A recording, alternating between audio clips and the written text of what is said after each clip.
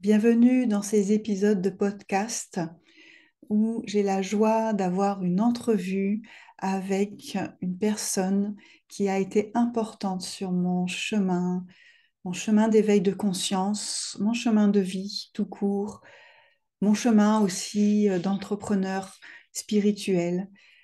Voilà, j'avais à cœur de partager avec vous ce que ces personnes m'ont apporté juste par leur présence, par qui elles sont et qu'elles viennent également vous inspirer par leur parcours et par qui elles sont et ce qu'elles transmettent depuis leur présence. Eh bien, bonjour à tous. Aujourd'hui, j'ai la joie d'interviewer, mais avoir, je dirais plutôt cette entrevue, une conversation inspirante avec Kate Verhept. Kate qui est entrée dans ma vie en 2019 et grâce au rayon sacré, à un moment où moi j'étais un petit peu une boulimique des outils énergétiques. Et en juin 2019, tu proposais une formation sur les rayons sacrés dans laquelle moi j'ai totalement plongé parce qu'en plus je venais juste d'acheter le livre de Joélia, donc tout était une très belle synchronicité, une coordination de l'univers, je dirais. Et après, eh ben, je n'étais plus quittée, c'est-à-dire j'ai fait la formation des rayons sacrés. En 2020, j'ai fait un accompagnement individuel sur justement cette voie sacrée. J'ai continué sur la formation qui est tombée pile au moment du confinement sur passer à sa version 5D, formation de groupe sur 2 mois et qui pour moi a été mais la plus belle des formations que j'ai reçues. Mais vraiment, ça a été un tournant pour ma vie dans tous les domaines de vie. J'ai continué en 2021 avec les artisans du sacré et en 2022 avec les piliers. Et on y est toujours, puisque j'ai suivi la formation de généalogie multidimensionnelle et que tu continues à nous accompagner dans le cadre de cette formation. Donc voilà, tu marques vraiment mon chemin de conscience, d'éveil de conscience et de ce retour à l'unité. On en reparlera. Et pour commencer, en fait, ma première question, c'est toujours une question qui est toujours, je trouve, un petit peu délicate. L'idée n'est pas de mettre des étiquettes, mais mine de rien, comment tu te présentes aujourd'hui? Alors d'abord, bonjour Catherine, et puis bonjour à tous ceux qui vont nous regarder ou nous écouter. Je commencerai par dire que ça me touche beaucoup ton introduction parce que ça me fait faire un retour en arrière. Et justement que tu précises que tu étais là dès le départ parce qu'en 2019, c'était vraiment le démarrage aussi pour moi et que tu sois toujours là et qu'on soit là en train d'échanger, de partager. Et puis, je pense qu'on en reparlera d'avoir fait un bébé toutes les Oui, deux. oui. Euh, ça me touche d'autant plus parce que ça me permet moi aussi de voir le chemin parcouru et puis de voir qu'effectivement dans ce chemin, j'ai rencontré de très très belles personnes qui ont contribué à ce que ce chemin existe pour moi et qui, pour certaines d'entre elles, sont toujours là. Donc franchement, Hmm, ça touche le cœur, voilà. hmm, Alors effectivement, c'est le fait de mettre des étiquettes, hein, c'est plus tout à fait notre projet. D'autant plus que j'ai vu que l'individu séparé, Kate Verret, n'existe pas.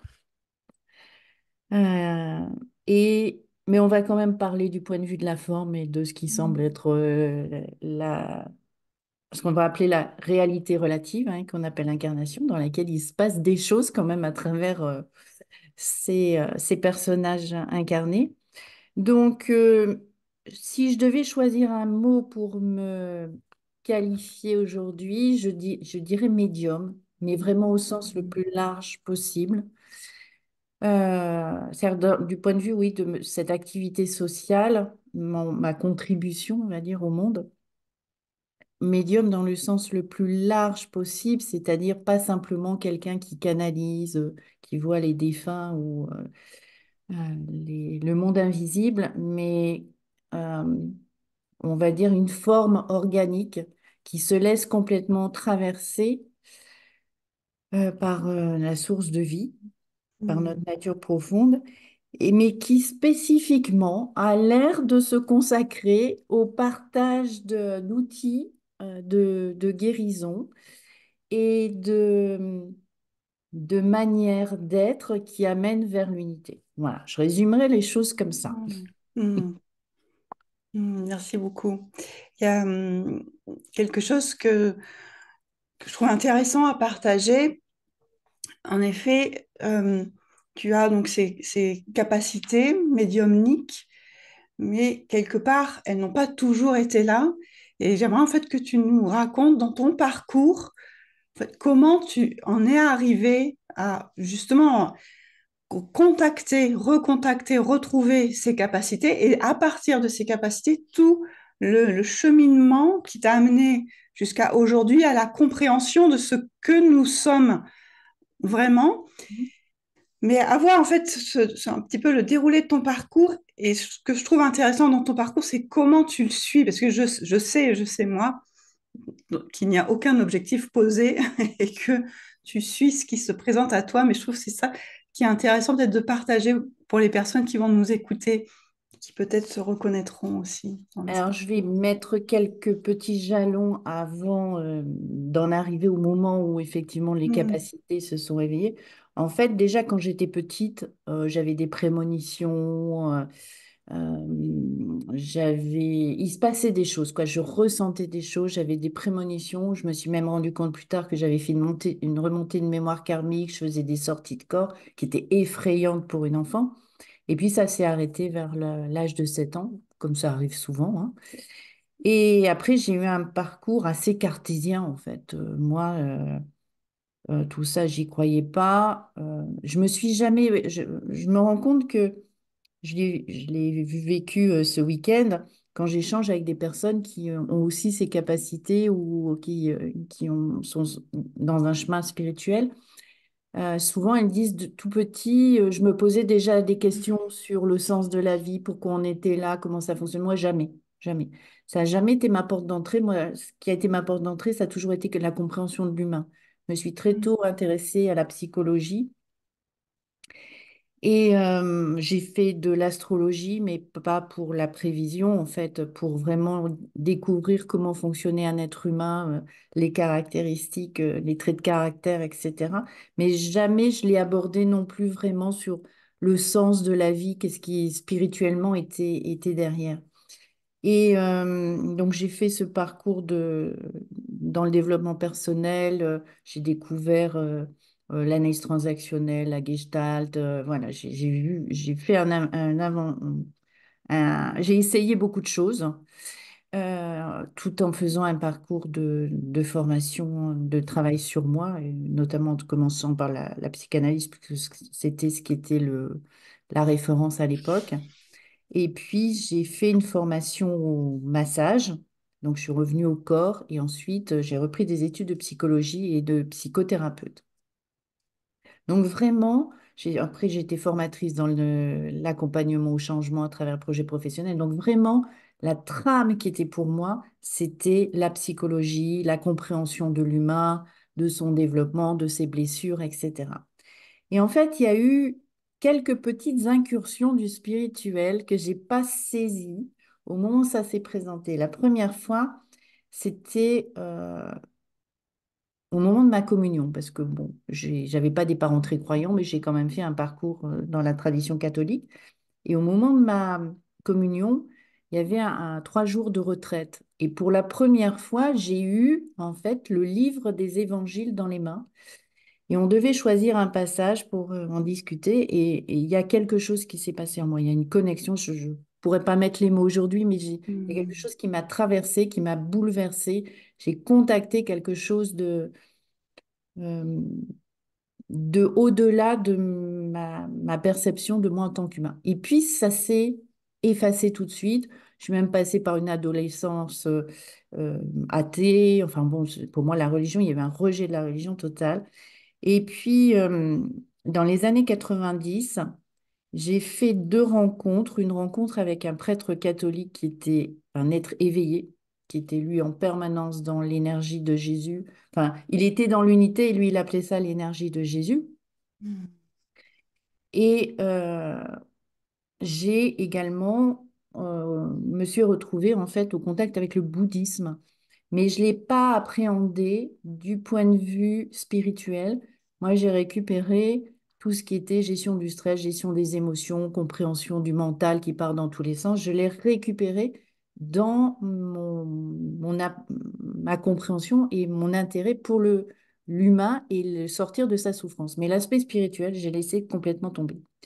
Et puis, j'ai fait mon parcours et en fait, la bascule, elle a été en janvier 2013 où des amis m'ont emmené chez une dame qui faisait un samedi matin par mois chez elle, elle faisait une prière à Marie et une canalisation. Et alors, moi, pour moi, c'était de la vaste fumisterie, mais j'y suis allée pour leur faire plaisir, pour faire un truc avec eux.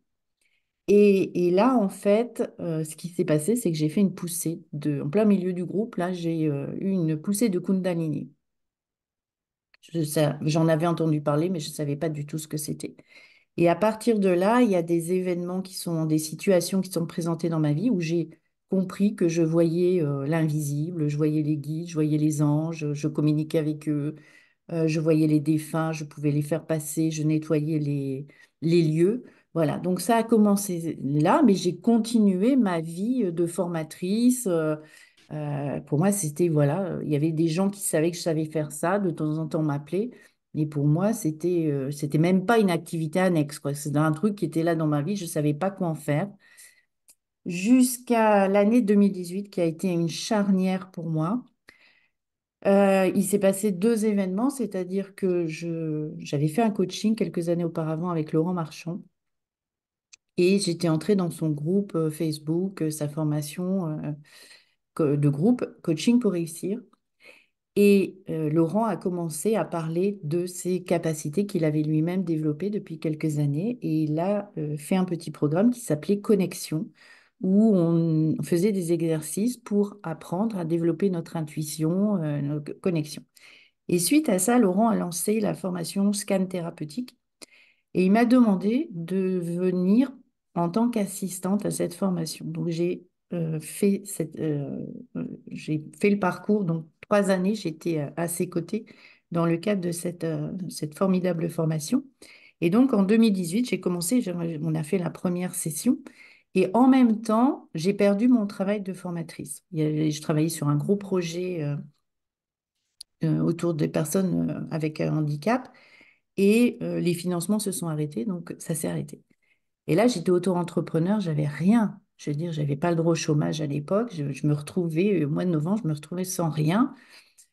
Et je me souviens encore, c'était entre Noël et Nouvel An, j'étais en train de discuter avec une amie et en train de lui dire, mais comment je vais vivre?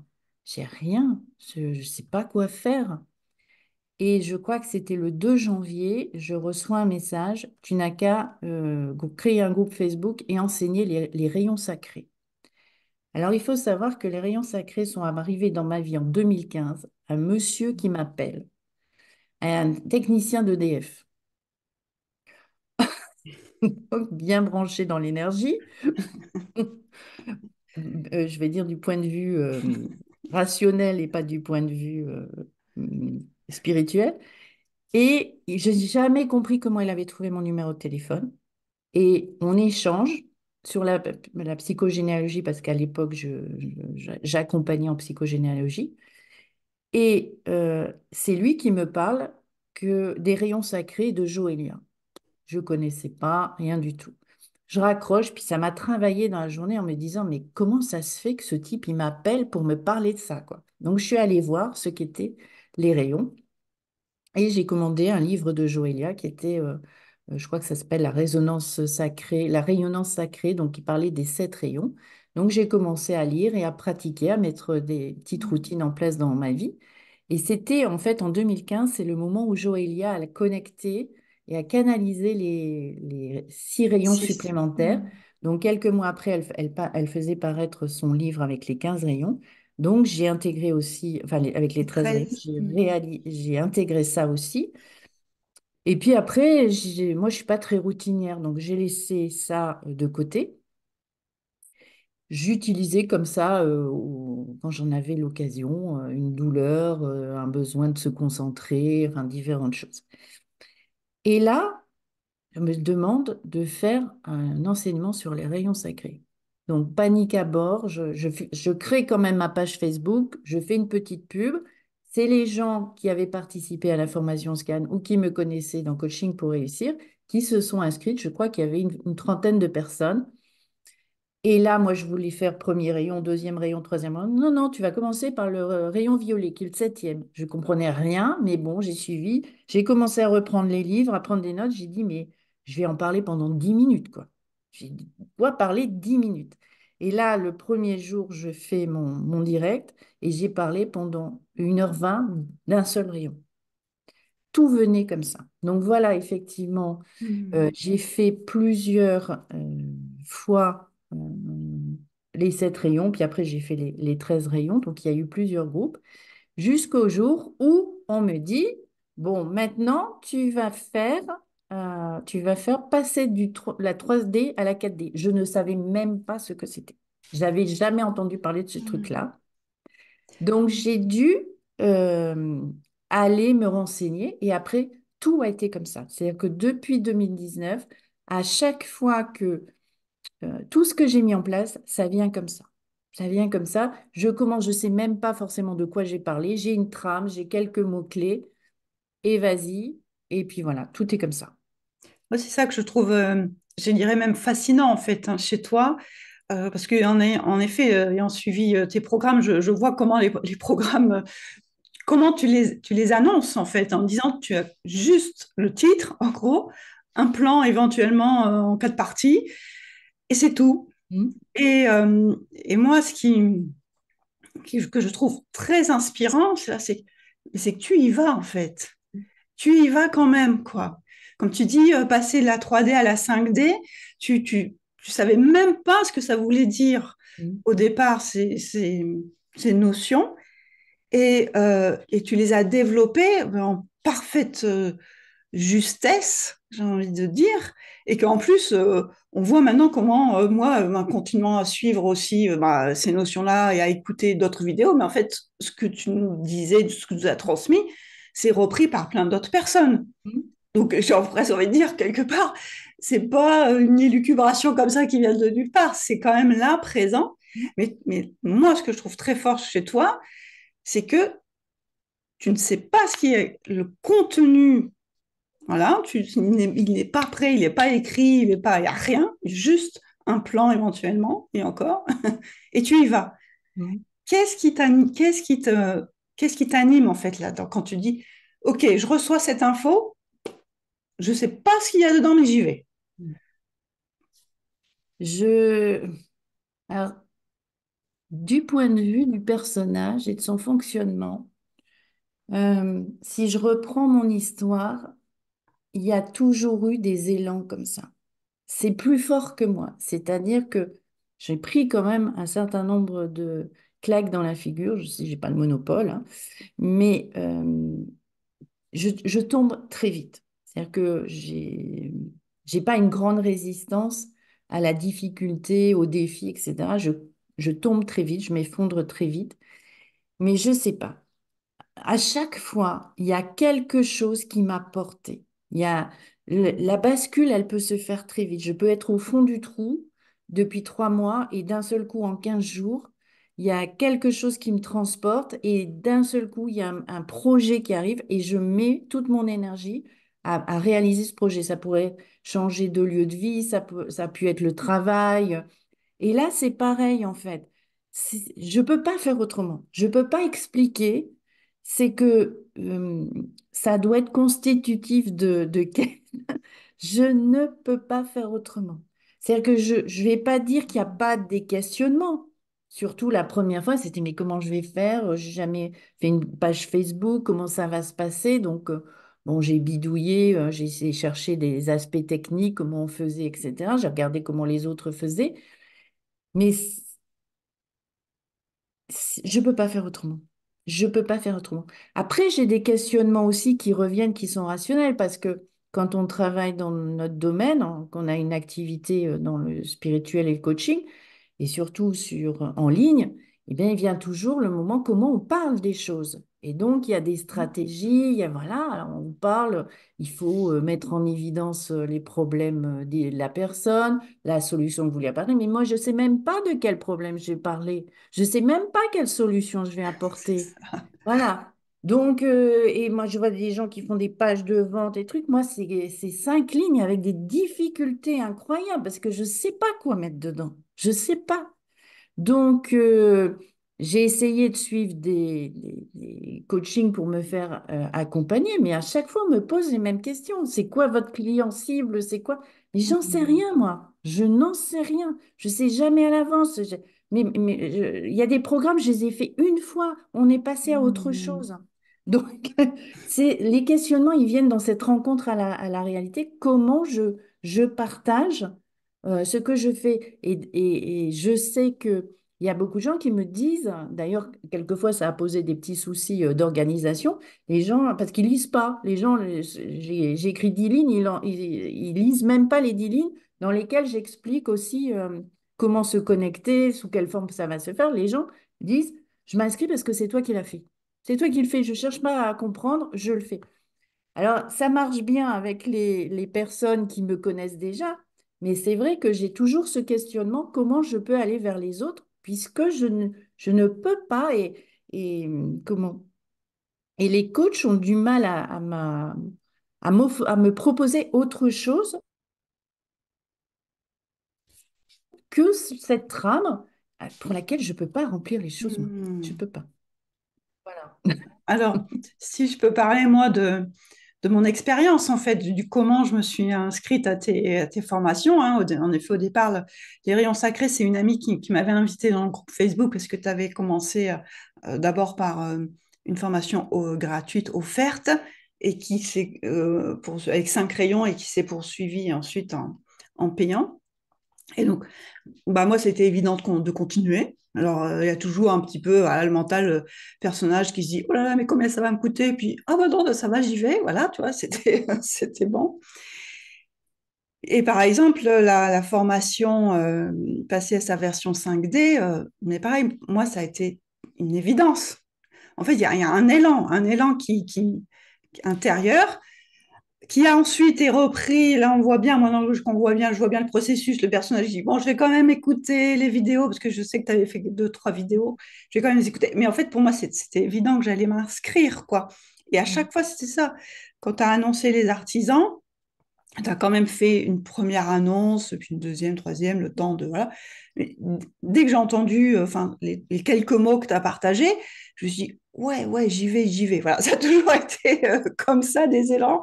Et en effet, sans même après lire ta page de vente ou alors après juste lire pour alimenter voilà, le mental et le personnage, mais c'était sûr, quoi. Mm. Et mais après, j'ai envie de dire, c'est presque le bouche à oreille, quoi, qui veut faire venir les gens. Voilà.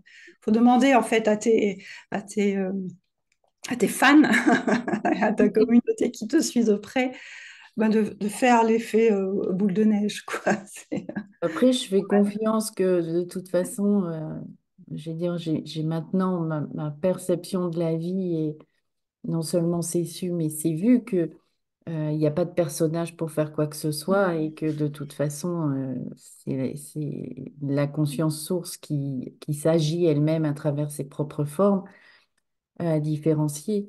Donc, je me pose plus trop de questions, effectivement, et Mhm. d'autant plus que avec l'évolution de mon approche, je ne m'intéresse plus aux personnages souffrants. Je cherche pas. Pour moi, il n'y a pas un personnage souffrant. Ce personnage, c'est une illusion et que mon objectif n'est pas tant de guérir quelque chose qui dysfonctionnerait dans le personnage, mais de l'ouvrir à une autre perception où ça n'empêche pas les douleurs de la vie, hein, c'est pas ça, mais en fait, la souffrance, c'est l'interprétation par ce personnage de la situation, c'est-à-dire le refus de la situation, la non-acceptation, la résistance, la volonté que ce soit différent, etc. C'est ça qui crée la souffrance. Et donc, mon approche, elle est plus portée sur changer le regard, c'est-à-dire euh, arriver à ce qu'on appelle l'éveil ou l'illumination, c'est-à-dire que de voir que tout ne se vit jamais qu'à travers et depuis notre nature profonde qui est la conscience source. Donc, ça n'a pas forcément d'intérêt d'aller creuser à tout prix Hmm. dans la blessure. Alors, je ne dis pas qu'il ne faut pas le faire, hein. Je prends toujours l'exemple, si vous tombez et que vous faites une fracture ouverte, vous n'allez pas dire, mais je n'existe pas, donc je vais rester avec ma fracture ouverte. Je veux dire, il y a des moments, il faut intervenir. On ne va pas rester dans la souffrance, dans la douleur, juste pour rester dans la douleur. Ça n'a aucun intérêt. Mais cultiver le, comment dire, l'histoire du personnage souffrant pour pouvoir créer un personnage qui serait moins souffrant, c'est cultiver l'illusion, alors que la sortie de la souffrance, c'est justement de lâcher ce regard depuis ce personnage identifié qui finalement n'existe pas, c'est juste la conscience qui ne se reconnaît pas elle-même pour ouvrir l'espace, changer le regard pour que la conscience puisse se reconnaître. Et là, effectivement, les perceptions sont différentes et la douleur peut rester, il peut y avoir la vie continue, il peut y avoir plein de choses qui ne sont pas forcément agréables à vivre, hein. Mais le regard sur ça est différent et il y a beaucoup moins de résistance, donc moins de souffrance. Hmm.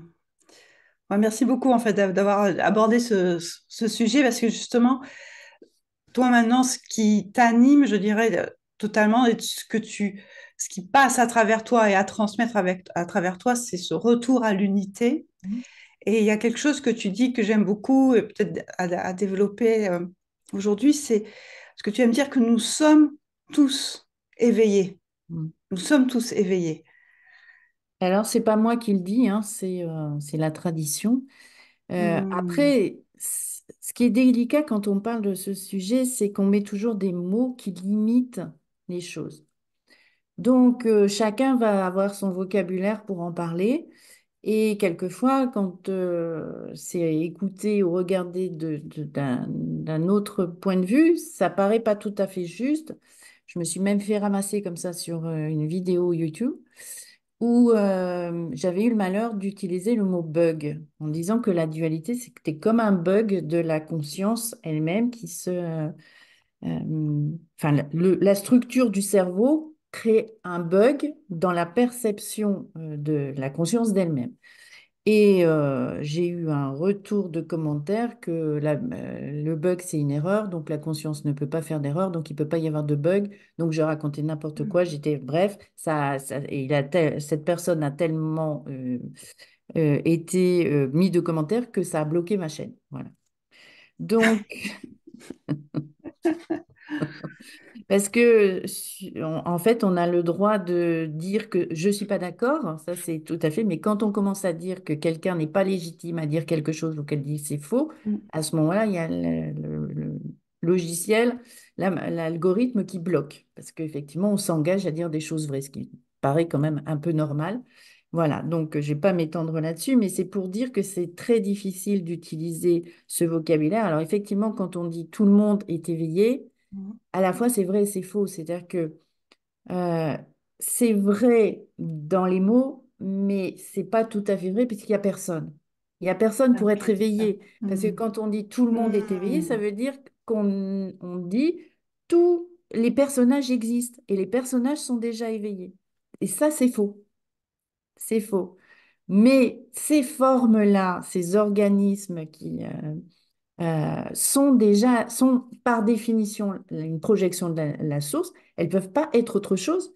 Donc, elles sont déjà la source elle-même. C'est en ça que c'est déjà éveillé. C'est juste ce mécanisme du mental qui interprète les sensations qui nous fait croire que on est une unité intérieure avec des choses extérieures, qu'on est dense, qu'on est séparé, et c'est ce mécanisme-là qui crée ce que moi j'ai appelé un bug. Mais apparemment, je suis pas la seule parce que j'ai entendu il y a quelques jours Hmm. quelqu'un qui utilisait le même terme. On peut dire qu'effectivement, ça crée une distorsion de la perception Et en fait, on est quasiment tous à vivre cette expérience-là en tant que forme. Enfin, c'est même pas nous, on ne vit pas l'expérience puisqu'on n'existe pas. C'est la conscience qui, à travers toutes ces formes différenciées, se retrouve coincée avec les lunettes de myope où elle met le focus sur les phénomènes et le système cerveau qui interprète les perceptions comme j'entends des sons à l'extérieur de moi, je vois des choses à l'extérieur de moi, je touche des choses, donc c'est solide. Ça enferme la conscience dans une perception de cette réalité relative et dès que les lunettes sont lâchées, à ce moment-là, la conscience reprend conscience d'elle-même. Donc, dire tout le monde est éveillé à la fois, Mm. c'est vrai dans le sens où on n'a jamais quitté, ces formes n'ont jamais quitté leur nature profonde, mais en même temps, c'est pas vrai parce qu'il n'y a personne pour être éveillé ni, ni ne pas être éveillé. Je ne sais pas si je suis claire, mais voilà. Donc, c'est difficile parce que, en fait, le personnage, il a toujours tendance à s'accrocher aux mots et à vouloir les rattacher à son identité. Qu'est-ce que les mots viennent dire de moi? Donc, ah oui, ça veut dire si tout le monde est éveillé, alors moi je suis éveillé, mais moi j'existe pas. Mm. Donc, je ne suis ni éveillée, ni j'ai pas d'éveil à attendre. J'ai rien à faire pour que attendre. Mais il y a un élan qui peut effectivement se manifester pour que les lunettes tombent. Et quelque chose.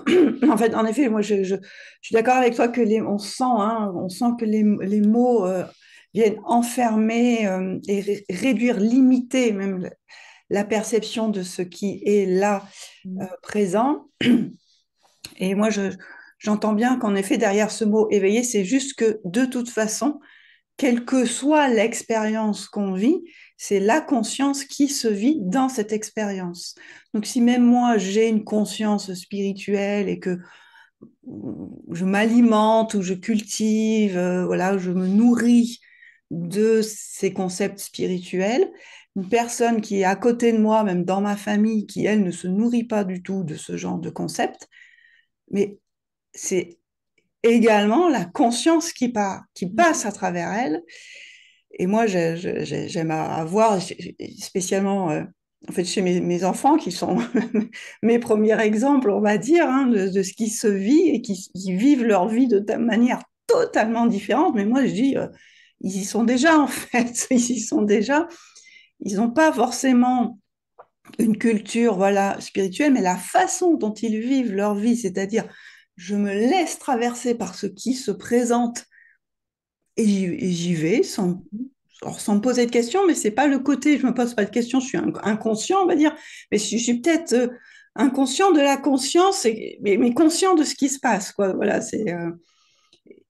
et c'est ça qui est beau, et c'est ça, c'est là où on voit que, et se changer de regard, c'est se dire que c'est la conscience qui se vit à travers chaque être Mm. présent là et avec lequel on rentre en interaction parce que c'est enfin pour moi ce que j'aime voir là-dedans c'est que la vie c'est que je suis en interaction que ce soit avec un être humain qui est un être humain ou après le tout qui est là tout autour la nature, l'air qu'on respire, les animaux qu'on rencontre, les arbres et le tout et c'est là à un moment donné où on sent qu'on fait partie de ce tout quoi. Mm. Ce retour à l'unité.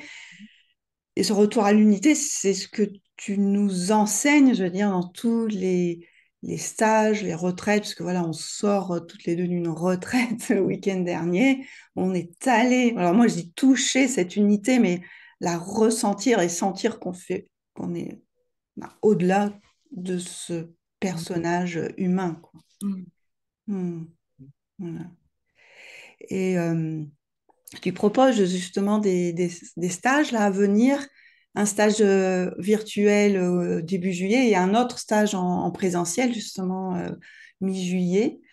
Si tu veux nous Alors, parler le stage virtuel, ça fait 4 ans hein, que je fais des stages virtuels, c'est-à-dire que c'est 5 jours sur une page Facebook. Le matin, j'interviens à 10 heures et puis je choisis un thème, donc je partage ce que m'inspire ce thème, plus je canalise.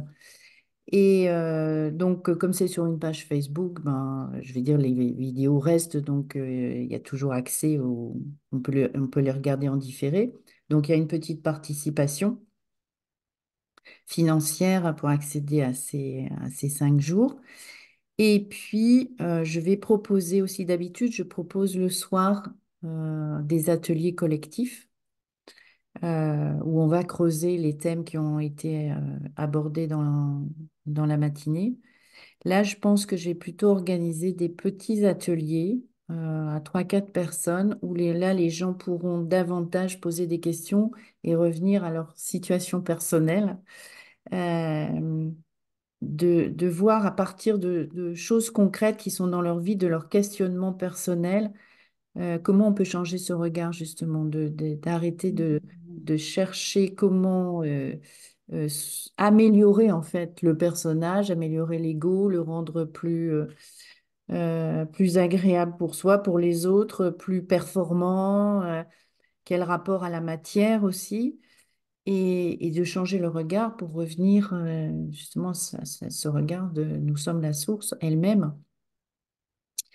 Et donc, il y a cette partie-là, donc ce stage virtuel, je vais dire 5 fois 1 heure la première semaine. Alors, je ne sais plus les dates, je sais plus si c'est à cheval sur fin juin, début juillet ou si c'est que début juillet. Et ensuite, du 15 au 21 juillet, donc c'est 7 jours. C'est en Dordogne, dans un beau lieu avec des hôtes que je connais bien, puisqu'ils ont participé à mes programmes où je les ai accompagnés personnellement. Et donc là, c'est vraiment sous forme de retraite. Donc là, on a fait un stage intensif en Bretagne de 3 jours. Donc là, c'était toute la journée. Il y a eu des exercices là. Là, ça va être plus cool.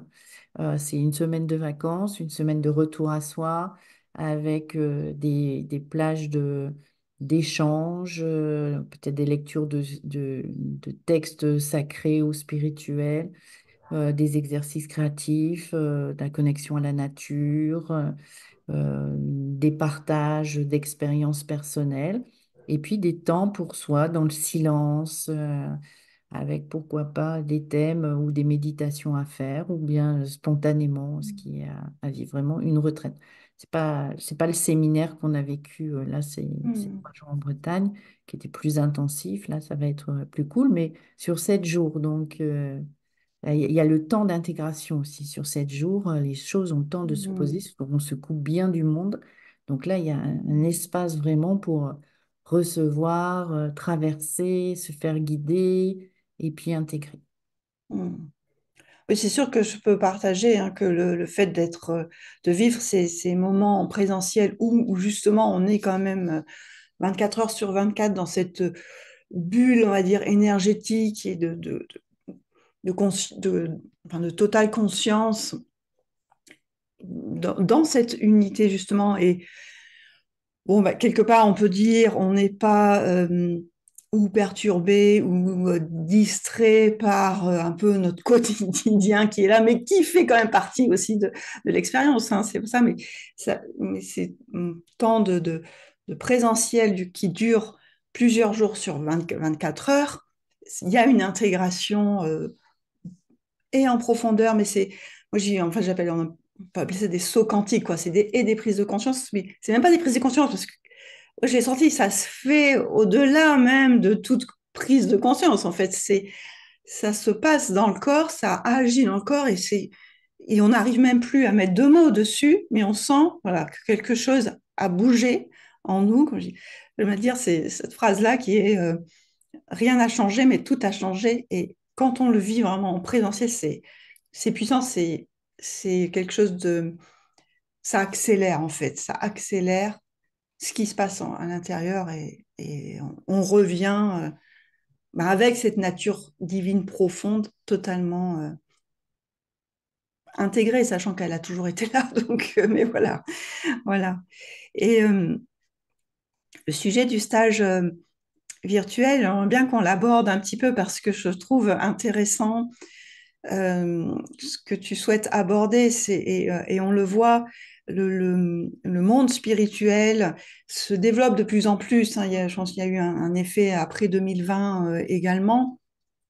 Et quelque part, c'est tant mieux parce que c'est vers là où on va de toute façon. Mais quelque part aussi, on voit où notre personnage réapproprie l'histoire et se raconte une nouvelle histoire. Et je crois que c'est ça en fait, que tu vas aborder au cours du stage et voilà, qui peut être vraiment intéressant à suivre ouais, pour. Oui, c'est ça, c'est que en fait, ce qu'on appelle l'éveil de conscience, pas l'éveil tout court dans le sens illumination, c'est vraiment la conscience qui lâche ses lunettes et qui se reconnaît vraiment elle-même. C'est ce parcours qui semble être un chemin alors qu'en fait il n'y en a pas. Hein, euh, ça a permis de sortir de la perception mode survie de l'être humain enfermé dans sa condition humaine, vraiment la séparation, la dualité, et là d'ouvrir à la vie, c'est pas ce qu'on croit. Euh, il y a un monde visible et un monde invisible, avoir justement ces conceptions de euh, on n'est pas séparé de la source qui nous a créés, mais on est la source elle-même. Enfin, il y a des concepts qui sont arrivés et notamment, il y a des choses qui ont émergé dans les thérapies de libérer bien sûr le personnage, et c'est ce que je disais tout à l'heure, hein, il y a des grandes souffrances psychologiques et on ne va pas les nier et on ne va pas faire comme si elles existaient parce que le personnage, elles n'existaient pas parce que le personnage n'existe pas. Elles sont à accompagner, à traiter. Donc, on est allé voir dans l'histoire personnelle, puis après, on est allé voir dans l'histoire, les liens avec l'histoire des ancêtres, et ensuite avec le karma. Et ça a soulagé, ça a apporté un bien-être, et c'est pas du tout à rejeter, ça a apporté du bien-être, ça a ouvert effectivement des capacités aussi. On voit qu'il y a plein de gens qui se rendent compte que on n'est pas l'information, elle n'est pas juste traitée au niveau de ce qui semble être la réalité, mais qu'il y a beaucoup de choses qui ne nous apparaissent pas à premier abord, mais qui font partie du fonctionnement de l'information et de la matière et de l'énergie. Sauf que ça a créé ce qu'on appelle l'ego spirituel, c'est-à-dire que ça a enlevé des croyances, mais ça en a rajouté d'autres qui renforcent l'identité. C'est-à-dire que on a renforcé l'idée, j'ai des vies, j'ai vécu d'autres vies, donc je suis. Alors qu'en fait, ça n'a rien à voir parce que de toute façon, Mm. c'est pas le même personnage qui se balade de vie en vie. Voilà. Donc il n'y a pas un historique. Mais ça a renforcé ça. J'ai vécu j'ai une lignée, voilà. Donc j'ai une histoire de personnages sur plusieurs générations. J'existe avec toutes mes incarnations. Voilà, ça a renforcé en fait quelque chose de l'histoire et de la chronologie et de la biographie de quelqu'un qui existerait. Ça a créé d'autres concepts, genre mission de vie, des étiquettes nouvelles, hypersensibles, etc., qui ramènent le personnage à à son petit bocal, à son petit nombril, avec chacun veut être complètement différent de l'autre. Et ça n'est pas que dans le monde spirituel. Moi, quand je parle pas des gens en particulier. Moi, j'ai beaucoup de respect pour la forme qui se vit et qui peut être en souffrance et en questionnement. Je n'ai pas d'a priori sur les personnes, mais sur le modèle qu'on voit aussi dans la société, où on arrive, où les gens cherchent le maximum de choses qu'ils ont en spécificité. C'est-à-dire, ah ben moi je suis différent des autres parce que je suis bleue. Ah oui, toi tu es bleu aussi. Oui, mais moi je suis bleue, mais j'ai aussi des rayures vertes. Ah oui, t'es bleu et tu as des rayures vertes. Alors moi je suis bleue avec des rayures vertes et j'ai des oreilles jaunes. Je veux dire, quand je dis ça, c'est pas pour me moquer des gens. C'est qu'on comprenne bien, j'ai aucune moquerie. C'est pour ne pas citer des cas Oui, particuliers, oui. stigmatiser des personnes. Je prends une image pour qu'on comprenne le processus sans justement désigner des catégories. Mais voyez comment ça se passe? Eh bien, ça se passe aussi dans la spiritualité. C'est où j'ai besoin d'avoir, moi j'ai cette Mm. capacité là parce que je suis médium, moi je suis sorcière, moi je suis chamane, moi je suis. Et sur le principe, j'ai rien contre ça. Je veux dire, si ça se manifeste, la sorcellerie, le chamanisme, la médiumnité, j'ai rien contre ça. Mais c'est comment c'est récupéré. Comment c'est récupéré et comment dans le je suis Dieu, le je suis n'est pas Dieu, mais je suis et le personnage qui se dit je suis Dieu. Voilà. Et c'est en fait le thème du stage virtuel, c'est d'aller explorer tous ces concepts qui ont pu aider à un moment, mais qui aujourd'hui réenferment Hmm. dans un système de dualité, en fait. C'est-à-dire qu'on prône la spiritualité pour revenir à l'unité, sauf qu'on crée des concepts qui ne font que réintroduire une autre manière d'être dans la dualité. Donc, ça sera l'objet de ces 5 jours. J'ai demandé aux gens qui étaient intéressés de me dire les thèmes qu'ils voulaient aborder. Moi, je savais le thème que j'allais traiter, mais ça m'a permis de voir les questions des gens. Donc, je vais Ouais. pouvoir rebondir à partir des questions des gens qui m'ont contacté, qui ont bien voulu m'aider à construire ce stage. Et on pourra aller, effectivement, je pourrai canaliser aussi une partie des réponses. Et ça fera aussi, bien sûr, l'objet des petits ateliers en petits groupes, peut-être, je sais pas, 3, 4, 5 personnes, pour qu'on aille creuser justement à chacun quels sont les pièges dans lesquels on est tombé. Et moi, à commencer, hein, parce que moi, depuis 2013 que j'ai eu ce réveil de Kundalini, j'ai eu beaucoup de lectures sur la loi d'attraction et j'ai lu des tas de choses sur l'énergétique, la sorcellerie, le chamanisme. J'en ai euh, euh, les tirages d'oracle, tout ça, Hmm. et même les canalisations, hein, tout le monde sait, enfin les gens qui me suivent savent que j'ai aussi passé une période où je faisais des canalisations avec les archanges, avec les êtres galactiques. Je le renie pas, je ne le renie pas. Ça faisait partie du cheminement. C'est Mais ça. aujourd'hui, Hmm. je vois comment ça peut être utilisé pour se Hmm. réapproprier se réenfermer en fait dans une conscience identitaire. Je suis, et d'ailleurs, il y a plein de gens qui disent, ah, mais moi, je me suis exclue parce que les autres ne me comprennent pas et je ne peux pas leur en parler. Euh, et ça, c'est déjà la preuve Hmm. qu'on est retombé dans le piège de la séparation. Ouais. Déjà, quand on tient ce discours-là et qu'on est persuadé qu'on tient une vérité et qu'on a une identité particulière qui nous exclut du monde, et la preuve, c'est que le monde m'exclut, c'est qu'on est retombé dans le piège de la dualité et Hmm. de la séparation. Donc, il y a un moment, c'est pas qu'il faut jeter le bébé avec l'eau du bain, mais à un Hmm. moment, il faut retourner le regard pour sortir de ce piège qui s'est refermé sur nous et qu'on a créé nous-mêmes, en fait. Hmm. Ouais, merci. Merci beaucoup. Moi, ce qui me vient en tête là, en fait, c'est que j'entends aussi parfois dans ces personnes qui plongent dans la spiritualité et on voit en fait des couples qui se séparent parce que le conjoint ne prend pas ce chemin-là. Et du coup, il y a une incompréhension qui se met en place. Mm. Et moi, ben, j'aime prendre mon exemple, hein. Mon mari n'est absolument pas dans la spiritualité. Ça ne l'intéresse pas du tout. Mais il y a quelque chose, et on est toujours ensemble, hein, parce que il y a quelque chose de très fort, de très beau. C'est que d'une part, moi, je sais que de toute façon, le divin, il est également présent en lui, et que quand il s'adresse à moi, que c'est le divin qui est en lui qui s'adresse à moi.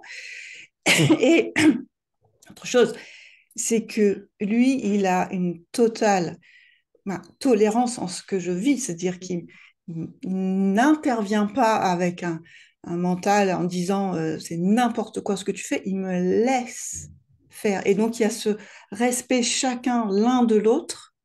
Moi, je le laisse, en fait, je respecte le fait que ça ne l'intéresse pas et il respecte le fait que moi, je plonge totalement dedans. Et, euh, et on se retrouve en fait. Et quelque part, on se complète et on se fait ce bien l'un à l'autre, hein, voilà, mais on se complète totalement. Et à chaque fois, je dis, il est mon meilleur cobaye, en fait, parce que il me, je vois, en fait, ce qui me renvoie de moi-même, en fait, tout simplement. Mm. Et quand après, je m'adresse à lui en partant de cet espace total, en fait, d'amour qui est là, c'est de l'amour que je reçois en retour. Et Mm. c'est tout, quoi. Mm. Voilà. Donc, il n'y a pas à se dire, moi, je suis spirituelle, toi, tu l'es pas, et on s'entend pas, quoi. Non, parce que de toute façon, il n'y a pas Catherine et Et Joël. Il n'y a voilà, pas c'est Catherine ça. et Joël, ça n'existe pas. Donc, C'est en ça. fait, euh, ce qui traverse Catherine et que tu laisses faire, parce que Mm, je vais dire, si on a un libre arbitre quelque part, si on en a un, c'est où je laisse faire, où je contrôle ce truc-là. mm, C'est-à-dire que où je laisse faire, ça veut dire je laisse tomber totalement les attachements à l'identité, soit je contrôle, c'est-à-dire que je fais passer ça pour le réutiliser pour mon identité. Donc en fait, ce qui se passe simplement, c'est que, il n'y a pas de Catherine, il n'y a pas de Joël, mais ce qui passe à travers la forme qu'on appelle Catherine n'a pas de résistance. Et donc, cette forme, enfin, la source qui passe, qui s'exprime dans la forme Catherine, elle se répond à elle-même parce qu'il n'y a pas de résistance. mm.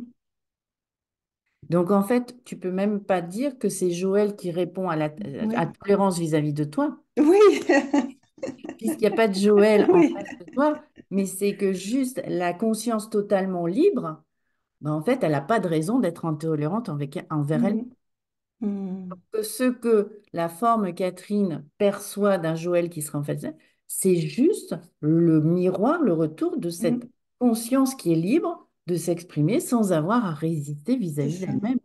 Mm, Alors que quand on prend les choses en disant moi je suis spirituel et mon conjoint ne l'est pas et il ne m'entend pas, c'est parce qu'on résiste à ce qui est en train de se manifester, la source qui veut se vivre, et on l'enferme dans mon identité, dans mm, mon histoire, dans ma grille de lecture. Je veux rester un individu séparé, reconnu pour être un individu séparé, spécial. Donc, qu'est-ce qui se passe en face? C'est que la source se communique avec elle-même, la forme en face résiste et ne me reconnaît pas, et elle se reconnaît elle-même comme un individu séparé qui ne veut pas être quelqu'un de spirituel. Mais en mm, fait, il n'y a personne, ça se répond, en fait, ça se répond. mm. Ah, super. Merci. Alors, on va un peu arriver à la conclusion de cette entrevue très inspirante et j'espère qu'elle va inspirer beaucoup de personnes qui vont l'écouter. Alors déjà, je voulais dire qu'on a écrit Oui, ce livre sur les 13 rayons sacrés, une initiation à notre divinité avec Kate. On a mis à l'intérieur de ce livre tout ce que nous avons reçu, on va le dire comme ça, à travers les rayons sacrés. Et ben, peut-être que vous avez compris avec les rayons sacrés, ben, ça a été un peu notre point commun au départ et qui nous ont emmenés bien plus loin que tout ce qu'on aurait pu imaginer de toute façon au départ. oui, Voilà. Et je pense que c'est bon. Moi, j'aime bien y revenir de temps en temps aussi à ces enseignements. Et, j'aime bien en fait les relire, on replonge en soi en fait, hein. Il y a quelque chose de ça. Euh, on a ajouté dans le livre deux canalisations que tu avais faites également, en lien avec les archanges. Voilà, je pense que c'est... Enfin, je peux le dire, on l'a écrit, c'est sûr, mais c'est un beau livre de chevet qui aussi, on peut dire ça, diffuse. Voilà. Rien que oui. à le lire, en fait, on peut sentir des téléchargements qui se passent, en fait. C'est Ouais. effectivement si on le lit sans être en laissant complètement passer, sans essayer de revenir à je suis quelqu'un et il y a à l'extérieur de moi des rayons sacrés que je peux Mm. utiliser, etc. Mais vraiment on le lise en se laissant traverser. Je suis ça. Je suis ça parce que je suis le divin, donc je suis ces rayons sacrés. Je suis toutes les qualités que ces rayons Mm. représentent et ça s'active en moi comme je veux. D'ailleurs, il arrive un moment, hein, quand on le fait, Mm. on n'a même plus besoin d'y penser, ça se fait tout seul. Moi, j'ai eu l'expérience hier euh, où j'étais pas très bien et je me mets en méditation et d'un seul coup, je sens qu'il y a du jaune et du violet qui arrivent. Je vais même pas chercher à comprendre pourquoi, mais bon, et après, je me sentais mieux. Et voilà, ça se fait parce que c'est pas quelque chose à l'extérieur de nous, c'est une vibration qui est là, qui peut se manifester. C'est une manifestation de la source sous cette forme-là. Et on peut le lire là-dessus. Et les gens qui ont commencé à le lire, j'ai des retours vraiment très touchants Mm. de justement cette perception que quelque chose s'ouvre au-delà de se dire, il y a un rayon jaune qui sert à ça, il y a un C'est rayon ça. violet qui sert à ça, il y a quelque chose qui traverse le livre et qui est magnifique. Voilà. Mm. Donc, je vous souhaite une très belle lecture. Mm. Merci. Et aurais-tu un dernier message à transmettre aux personnes qui écoutent? Euh, c'est ce qui vient, hein, je calcule pas, ça vient comme ça, c'est soyez-vous. Mm. Soyez-vous, mais dans votre divinité, quoi. Ne soyez, ne cherchez pas à être vous à travers toutes les étiquettes que vous voudriez avoir ou à travers euh, ce que vous pensez que les autres veulent de vous. Soyez-vous. Soyez-vous. Et vous êtes la perfection dans toutes vos facettes, y Mm. compris les pires qu'on pourrait juger. Donc soyez-vous. Voilà, je peux pas dire autre chose, c'est le mot qui tombe depuis tout à l'heure. Soyez-vous. Super. Mm. Merci beaucoup. Merci Merci à beaucoup, toi, Kate. Catherine. Merci. Belle journée à tous. Au revoir.